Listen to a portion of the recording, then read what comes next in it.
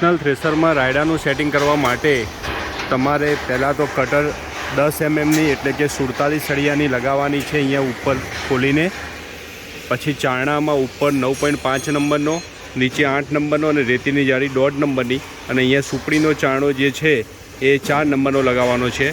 અહીંથી હવા સેટ થાય છે.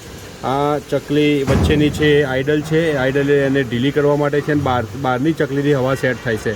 તમારી બાજુ ખેંચશો તો હવા ઓછી થશે, આમ લેશો વચ્ચે રાખશો તો હવા ફૂલ થશે.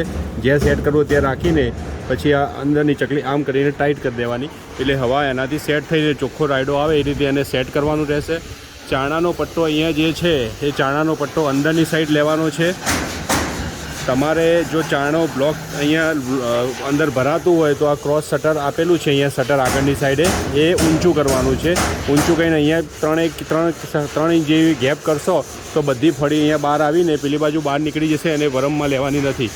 આ બારી ખોલશો, આ બારી ખોલીને અંદર પણ 2 પ્રેશર પ્લેટો આપેલી છે, એટલે કેટલો દાણો ઉઠાવતો હોય તો બંને પ્રેશર પ્લેટો આગળની આ બાજુની પ્રેશર પ્લેટ થોડી ઊંચી કરશો તો પણ દાણો કંટ્રોલ થઈ શકશે.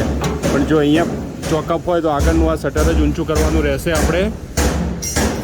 આ બાજુ આપણે જોઈ લઈએ પટ્ટા. આગળના 3 પટ્ટા આગળ રાખવાના છે, પંખાના પટ્ટા અંદરની સાઈડ લેવાના છે. અહીંયા વરમમાં જે માલ જતો હશે એમાં થોડા કદાચ દાણા નીચે પડી શકે છે તો અહીંયા થોડું પાથરવાનું તમારે રહેશે. અને અહીંયાથી જે ફળી બહાર આવે અહીંયા નીચે બહાર લેવાની છે. તમારે વરમના અંદર એને જવા દેવાનું નથી. અહીંયા ખેંચવાનો પટ્ટો છે એક અંદર રાખવાનો છે. અહીંયા બોનેટમાંથી આ જો આ પહેલાં પંખામાં દાણો આવતો હોય તો આ બોનેટ થોડું ઊંચું કરવાનું છે. દાણા પણ ચોખ્ખાઈ રહે અને આમાં પણ દાણો ના આવે એ રીતે એનું સેટિંગ કરવાનું છે.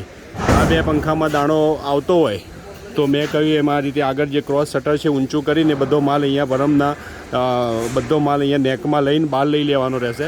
ચારણો ચોકઅપ નહીં થતો હોય તો દાણો ઉઠાવવાની કોઈ શક્યતા રહેશે નહીં. અને રેસ તમારે 13.5 થી 14નો આપવાનો છે. ચોખ્ખાઈ અને ચાણો ના ભરાય એટલો તમારો રેસ રાખવાનો રહેશે, જેથી ચોક્કસ આપણે રિઝલ્ટ રાયડામાં મેળવી શકીએ. આ પ્રમાણે તમારે સેટિંગ કરી દેવાનું છે રાયડામાં.